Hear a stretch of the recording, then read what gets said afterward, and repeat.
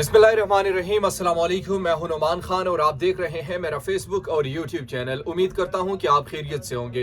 नाज़रीन इकराम, अब से कुछ देर कबल साबिक वज़ीर आज़म इमरान खान से सहाफ़ियों ने अहम मुलाकात की है और उस अहम मुलाकात में बड़ी अहम डिस्कशन हो चुकी है और काफ़ी अब जो पुराने रास्ते उनसे पर्दा भी उठाया गया है। इस्टेब्लिशमेंट के हवाले से कुछ ऐसी बातें की हैं जो यकीनन परेशान कुन भी हैं कि माजी में जो फैसले लिए गए थे उन फैसलों पर क्या असर पड़ेगा और उन फैसलों को किसने लिए थे और किसके कहने पर लिए थे और क्यों लिए थे, इस पर हम बात करेंगे। इसके साथ साथ हम आपको बताने वाले हैं कि दो अहम शख्सियात ने नए इंतखाबात का मुतालबा कर दिया है। जो इस वक्त हुकूमत के इत्तेहादी और कुछ हुकूमत के लोग भी हैं, वो चाहते हैं कि जल्द से जल्द इलेक्शंस हो। क्या वो बयानियां बनाना चाहते हैं? क्या वो ये बयान देना चाहते हैं? क्या ये तमाम चीजें क्यों हो रही हैं और किसके कहने पर कर रहे हैं और क्यों कर रहे हैं? चूंकि मैं आपसे वन बाय वन डिटेल्स आपसे शेयर करने वाला हूं और आपने इस वीडियो को एक तो गौर से सुनना है और आपने लाजमी तौर पर अपने हमारे चैनल को सब्सक्राइब भी करना है। इससे हमें सपोर्ट भी मिलेगी और जो हम आपको न्यूज़ देते हैं यकीनन वो बड़ी इत्मीनान से और बड़े ऑथेंटिकेशन से आप तक हम प्रोवाइड करते हैं। नाज़रीन इकराम, सबसे पहले मैं आगाज़ करूंगा आज जब इमरान खान ने सहाफ़ियों से मुलाकात की। उस मुलाकात में बड़ी इंटरेस्टिंग चीज़ें उन्होंने कही है और वो चीज़ें वन बाय वन मैं आपके सामने रखना चाहता हूँ। पहली चीज़ जो उन्होंने कही है, ये कह दी है उन्होंने कि जनाब जो आपके जस्टिस फाइज ईसा साहब थे उन पर जो रेफरेंस दायर हुआ था, और रेफरेंस क्यों दायर हुआ था कि वो फौज के खिलाफ बात करने वाले हैं। रेफरेंस इसलिए दायर हुआ था कि वो फौज के खिलाफ जो बातचीत करते हैं उस हवाले से उन पर लोगों का कहना था कि एस्टेब्लिशमेंट के कहने पर हुकूमत ने रेफरेंस दायर किया था। आज इमरान खान ने इस बात का इतराफ कर दिया है कि ये रेफरेंस हमें नहीं देना चाहिए था, इस रेफरेंस को हमें दायर नहीं करना चाहिए था, इस रेफरेंस को हमें उनके खिलाफ नहीं भेजना चाहिए थी, हमारी कमजोरी या हमारी एक गलत फैसला था। यकीनन ये बहुत बड़ा डेवलपमेंट है, ये बहुत बड़ा फैसला है और ये बहुत बड़ी न्यूज़ भी है कि साबिक वजीर आजम जो वो कहते हैं कि मुझे पता नहीं था, मुझे जो उस वक्त के कानूनी एडवाइजर थे फरूख नसीम साहब, मिनिस्टर थे तो लॉ मिनिस्टर जो, उनके कहने पर ये तमाम चीज़ें हुई। तो उनका कहना था कि ये नहीं होना चाहिए था, ये हमारी हुकूमत का एक ब्लंडर था जो हमसे हो चुका है। अलबत्ता उन्होंने इस पर नाराज़गी का इजहार भी किया और उन्होंने कहा कि ये नहीं होना चाहिए था। एक तो ये बड़ी अहम चीज़ है। दूसरी जो उन्होंने एक अहम चीज़ कही वो कही कि जो चीफ इलेक्शन कमिश्नर थे उनकी तैनाती एस्टेब्लिशमेंट के कहने पर हुई थी। अच्छा, ये बात उन्होंने क्यों कही? आप इस ज़हन को जरा एक लम्हे के लिए इस्तेमाल कीजिए कि इस वक्त पे इमरान खान को ये बात करने की जरूरत क्यों पड़ी कि उन्होंने कहा कि चीफ इलेक्शन कमीशन जो है वो एस्टेब्लिशमेंट के कहने पर हमें मिला है और वो एस्टेब्लिशमेंट के कहने पर हमने लगाया है। उस वक्त हमारी चूंकि डेडलॉक बरकरार थी तो ये एस्टेब्लिशमेंट का एक नाम था जो सामने आ चुका है और उस हवाले से अच्छा, अब इस पर जो अपोजिशन, मुझे अब समझ आई कि अपोजिशन जो सेलेक्टेड हुकूमत का रोना रो रही थी वो इस बात पर रो रही थी कि जो उनको भी मालूम था कि ये जो चीफ इलेक्शन कमिश्नर जो है वो आ चुका है, वो एस्टेब्लिशमेंट के कहने पर आ चुका है और जाहिर सी बात है उन्होंने कुछ ना कुछ सपोर्ट किया होगा, तो इसलिए उनको ये कहते थे। आज इमरान खान ने खुद इस बात का भी इतराफ कर दिया कि हाँ वाकई इस तरह हुआ।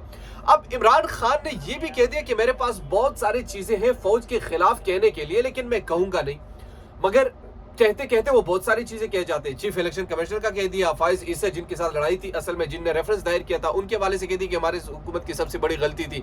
ये बातें वो क्यों कहते? वो इनडायरेक्टली क्या टारगेट कर रहे हैं? क्या वो इनडायरेक्टली एक्सपोज कर रहे हैं? क्या वो ऐसी खबरें देकर क्या साबित करवाना चाहते हैं? ये बड़ी इंपॉर्टेंट चीज है और इसको आपको समझना भी चाहिए कि इतनी आसान काम नहीं है।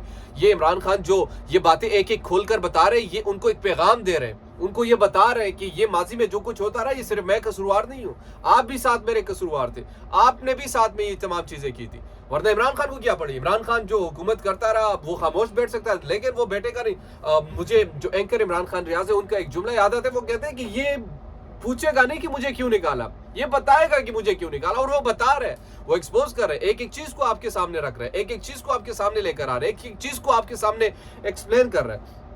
तो हमें ये चीज़ अब देखनी होगी कि आखिर ये बड़ा इम्पोर्टेंट आप कह सकते हैं कि सहाफ़ियों के साथ जो मुलाकात थी उसमें आप इस बात का अंदाज़ा लगा सकते हैं। अच्छा, तीसरी और बल्कि चौथी अहम बात उन्होंने जो की, उन्होंने कहा कि फॉरेन फंडिंग केस के हवाले से बातचीत की कि हमें दीवार से लगाने की कोशिश की जा रही है, अगर ऐसा किया गया तो रिएक्शन बड़ा सख्त आएगा। मेरे पास फौज के खिलाफ बहुत सारी चीजें कहने को, लेकिन मैं कहूंगा नहीं, क्योंकि मैं इसे एक मजबूत इदारा तस्वर भी करता हूं और समझता भी हूं। मैं समझता हूं कि हमारी फौज एक बेहतरीन और मजबूत इंस्टीट्यूशन है। इस इंस्टीट्यूशन की मैं बदनामी नहीं करना चाहता। मैं किसी भी जज्बात में आकर कोई बात नहीं करना चाहता। मैं किसी भी जज्बात में आकर किसी भी लम्हे के लिए किसी को इस तरह नहीं करना चाहता। हाँ, लेकिन हद से तजावुज उन्होंने कहा कि नहीं होना चाहिए। अब ये हद से तजावुज इमरान खान के लिए रेड लाइन क्या होगा? मैंने आपको पहले कहा था कि इमरान खान को रोका जा सकता है फॉरेन फंडिंग केस के जरिए। आप इस बात को तस्लीम करें या ना करें, लेकिन आने वाले दिनों में आप देखेंगे या तो इनकी पार्टी, मुझे पार्टी मुश्किल, बट इमरान खान की नाअहली नजर आ रही है।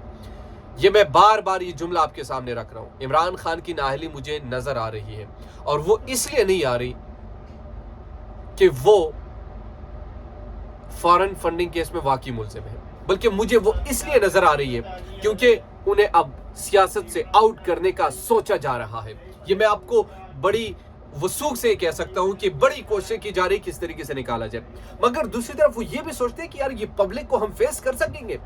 जो सोशल मीडिया से 7 दिनों से एक ट्रेंड जारी है, उस ट्रेंड को कैसे आप रोक ना पाए, तो आप क्या करेंगे?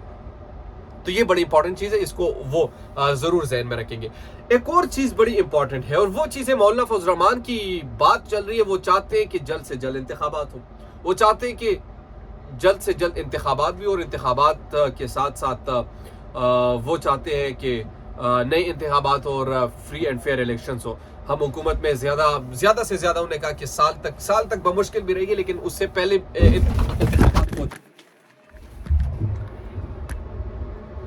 अच्छा, ये मैं ट्रेन में मौजूद हूँ, तो ट्रेन में एकदम से झटका लगा मुझे, बट रवाना हो चुकी है। अब यहाँ पर बिजली भी नहीं है, लेकिन मौलाना फजल रहमान जो है वो उन्होंने ये कह दिया है कि 1 साल के अंदर अंदर इंतखाबात हो सकते हैं, और इंतखाबात जो हैं वो आप करवाएं 1 साल के अंदर अंदर। इसके अलावा हुकूमती जमात के जो साद रफ़ीक साहब हैं, साद रफ़ीक साहब ने भी कह दिया है कि इंतखाबात अब होने चाहिए, क्योंकि अब लाइट, यहाँ पर इनका लाइट का इशू है। और मैं चूँकि कराची के सफ़र पे हूँ, आपने ये बड़ा अजीब किस्म का झटका था, लेकिन चलें, बचत हुई, और फिर इंशाल्लाह आपसे इस पर बातचीत होगी। तब तक के लिए मुझे या नुमान खान को दीजिए इजाज़त। मुझे अपने दुआ में याद रखिएगा। इंशाल्लाह कराची से आपसे ज़रूर बातचीत होगी। और इसके साथ साथ अगर अभी तक आपने हमारे चैनल को सब्सक्राइब नहीं किया तो काइंडली हमारे चैनल को सब्सक्राइब कीजिए, बेल आइकन को प्रेस कीजिए, ताकि नई आने वाली और लेटेस्ट अपडेट से आप बाखबर रहे। Thank you very much.